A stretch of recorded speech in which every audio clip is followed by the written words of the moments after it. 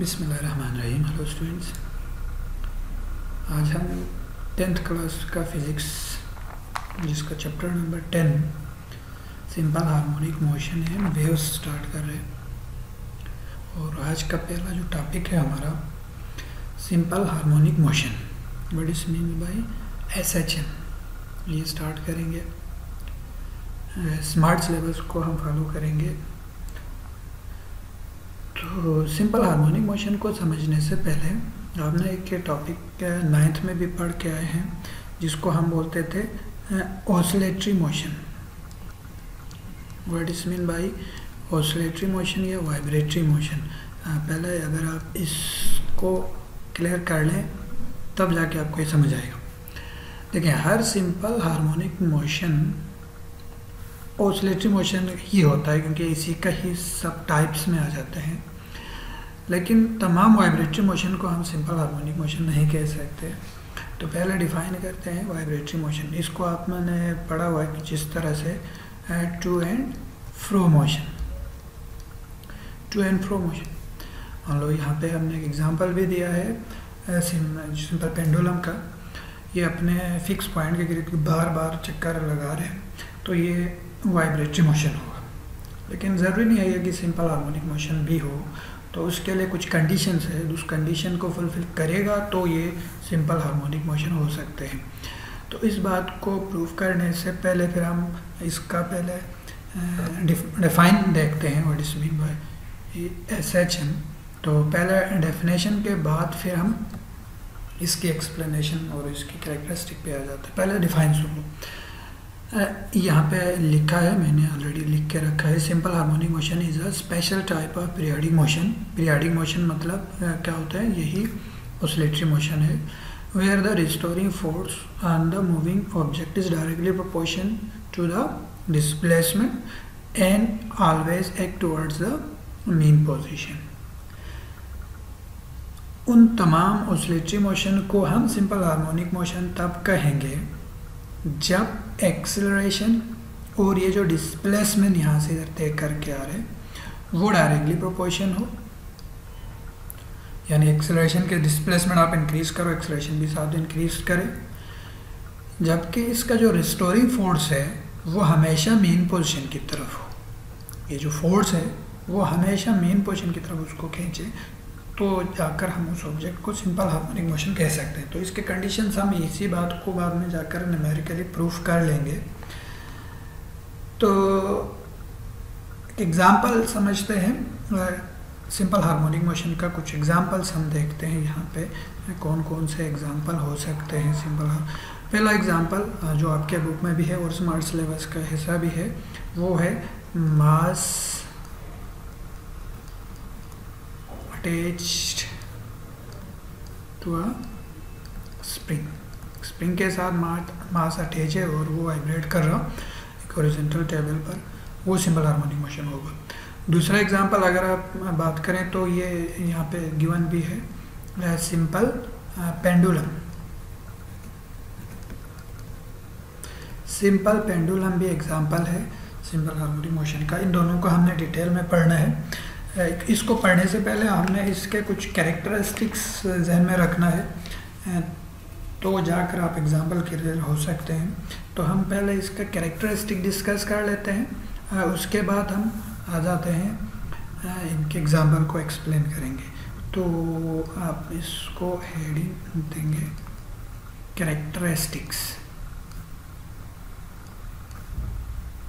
इसको कैरेक्टरिस्टिक भी कह सकते हैं, या आपको इस तरह से भी पेपर में पूछे गए हैं what are the features of simple harmonic motion. ये दोनों बात पूछ सकते हैं, बात तो ये एक ही है। बारी बारी डिस्कस कर लेंगे। इसके 4 कैरेक्टरिस्टिक हैं। तो पहला कैरेक्टरिस्टिक क्या है, अगर कोई बॉडी मूव कर रहा, वाइब्रेट कर रहा, तो उसके लिए ज़रूरी है कोई ना कुछ फिक्स पॉइंट हो। देखें, ये जो फिक्स पॉइंट हो इसके गिर्द वाइब्रेट करना चाहिए। तो पहला इसका कैरेक्टरिस्टिक यही होगा, simple harmonic motion always vibrate about a fix point. तो पहला कैरेक्टरिस्टिक है always vibrates about a fix point, जिसको हम मीन पोजीशन बोलते हैं। इनको भी हम आगे डिस्कस करेंगे, what is mean by mean position, extreme position वगैरह। दूसरा जो कि डेफिनेशन में भी आया है, क्या कहा, एक्सेलरेशन जो है वो डायरेक्टली प्रोपोर्शन है डिस्प्लेसमेंट के। तो ये बात लिखेंगे, देखें, a means acceleration is directly proportional to displacement x. ठीक है जी, ये दूसरा इसका कैरेक्टरिस्टिक है। थर्ड इसका कैरेक्टरिस्टिक आएगा, देखें, एक्सेलरेशन डायरेक्टली प्रोपोर्शन है डिस्प्लेसमेंट के। इसका ये मतलब होगा कि एक्सेलरेशन डिस्प्लेसमेंट के साथ इंक्रीज करेगा, जितना यहाँ से डिस्प्लेसमेंट इंक्रीज करते हो इस तरफ आएंगे, एक्सेलरेशन भी साथ बढ़ेगा। इसका मतलब ये एक्सट्रीम पोजीशन हम कहेंगे इसको। एक्सट्रीम पे जो है पॉइंट ए और सी एक्सट्रीम है, एक्सट्रीम पे एक्सेलरेशन मैक्सिमम होगा, मीन पे एक्सेलरेशन 0 होगा। यही बात इधर थर्ड कैरेक्टरिस्टिक में लिखेंगे, acceleration is 0 at mean and maximum at extreme. ठीक है जी। जबकि थर्ड के बाद फोर्थ इसका कैरेक्टरिस्टिक होगा, यही बात हम दोबारा वेलोसिटी के केस में लिखेंगे।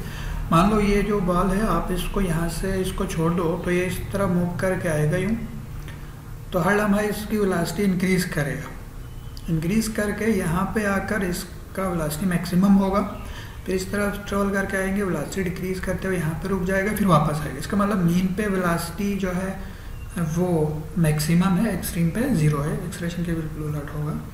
तो वेलोसिटी जो है, वेलोसिटी इज 0 है एट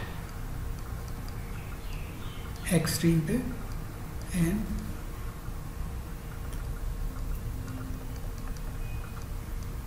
मैक्सिमम एट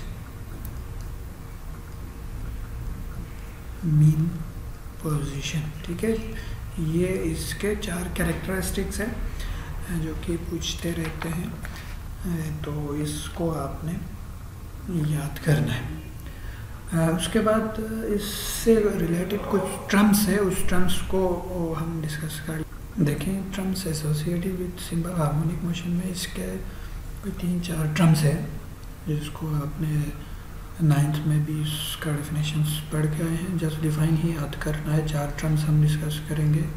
पहला है vibration. What is mean by vibration? देखिए यहाँ पे सिंपल पेंडुलम हमने ड्रा किया हुआ है। इस सिंपल पेंडुलम को आप पॉइंट ए से अगर छोड़ दो तो ये मीन पोजीशन की तरफ आएगा, बी की तरफ। बी से ड्यू टू इनर्शिया ये रुकेगा नहीं, सी की तरफ जाएगा। बेशक वेलोसिटी डिक्रीज हो सकता है, फिर उसके बाद यहाँ पे रुकेगा, उसके बाद वापस आएगा दोबारा ए की तरफ, बी की तरफ, बी से फिर ए की तरफ आएगा।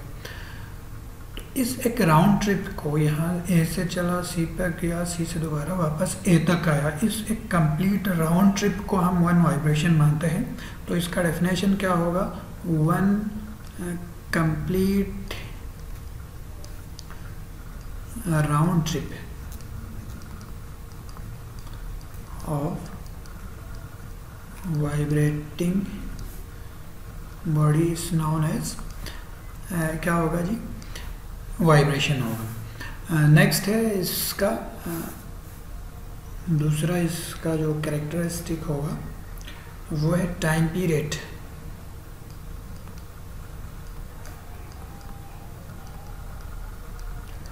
लेकिन टाइम पीरियड क्या होगा? टाइम एक राउंड ट्रिप कंप्लीट करने के लिए, उसके लिए जो भी टाइम लगा, हो सकता है 1 सेकंड लगा हो, 10 सेकंड लगा हो, जितना टाइम रिक्वायर्ड है, उस टाइम पीरियड, इस टाइम को हम टाइम पीरियड मानते हैं। डिफाइन क्या होगा? The time required to complete 1 vibration is known as time period, और इट इज़ जो डिनोट करता है ये आपको पता है, it is denoted by capital T, जबकि इसका जो ऐसा यूनिट होगा, टाइम का यूनिट आपको याद होना चाहिए, सेकंड है जी। ठीक है, थर्ड नंबर पे आता है इसका फ्रीक्वेंसी।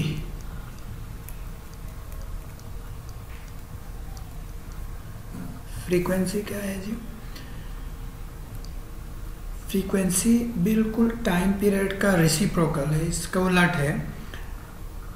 एक सेकंड में जितना वो राउंड ट्रिप कंप्लीट करता है, एक सेकंड में अगर 10 मरतबा ये वाइब्रेट कर रहा है, फास्ट है इसकी वाइब्रेशन, तो इसका फ्रीक्वेंसी 10 होगा।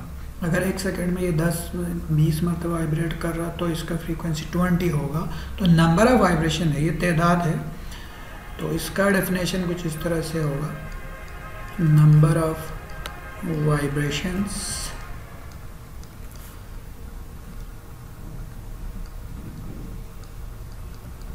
completed in 1 second.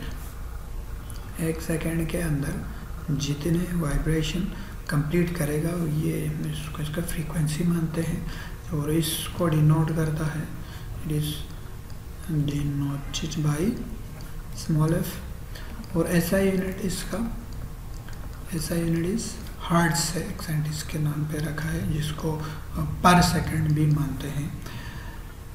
जबकि चौथे नंबर पर आता है एम्पलीट्यूड, फोर्थ है एम्पलीट्यूड। एक्स से हम इसको ज़्यादातर डिनोट करते हैं। एम्पलीट्यूड क्या होगा जी? देखें यहाँ से ये एक्सट्रीम पोजीशन ए सी, जबकि बी मीन पोजीशन। मीन और एक्सट्रीम पोजीशन के दरमियान जो भी फासला है, उसी फासले को हम एम्पलीट्यूड बोलते हैं। तो the maximum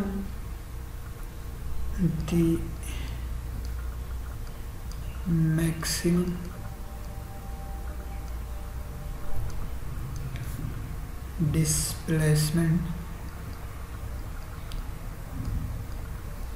covered by the body on either side of